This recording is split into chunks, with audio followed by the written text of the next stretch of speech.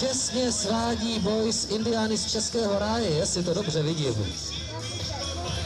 A Kajinkovic 4 se perou o vítězství.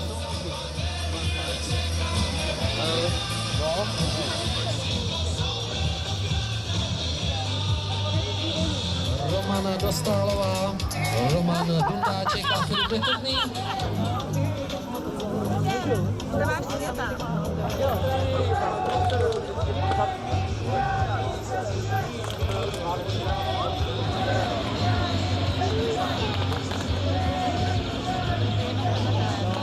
Dětský den, který si můžete obšlápnout v prostorách žluté plovárny. Že by fantociho děti. Simona Preislerová, David Preisler, Martina Vítová a Veronika Vítová, tedy domácí 4 se sem řítí. To jsem teda, pánové, zvědavý, jak vy si tu šlajznu sjedete potom, jo?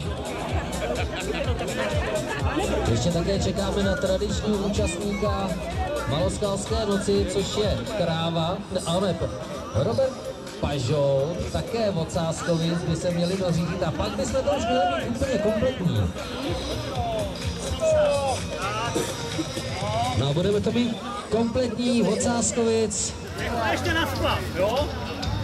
Ještě si budeš trošku hrát, ale nechte mě celé sem. Tam se bude propikovat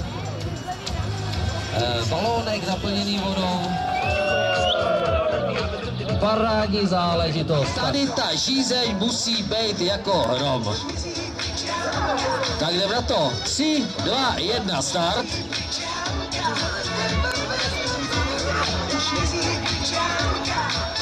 Paráda.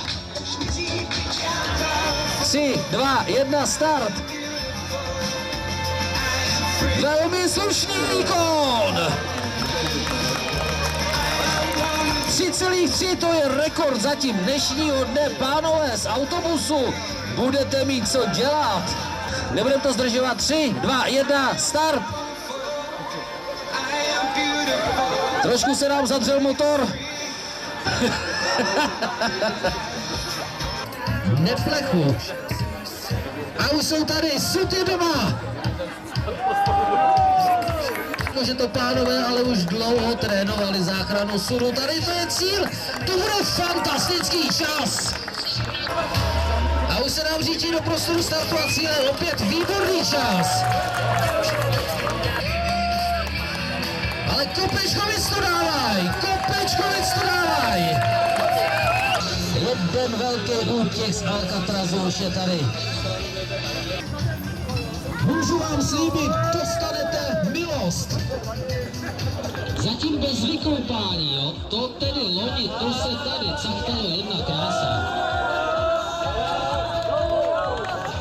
Pejda Právníček už je na druhé straně Jizery. Teď to bude průměrský koloven.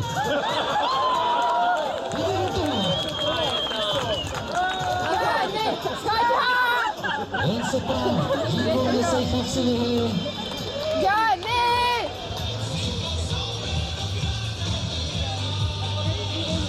Škoda RTO. Já jsem zvědavý, jako bejkárnu vymyslíte příští rok. Na autobusu, aby jsme mohli sjet jes.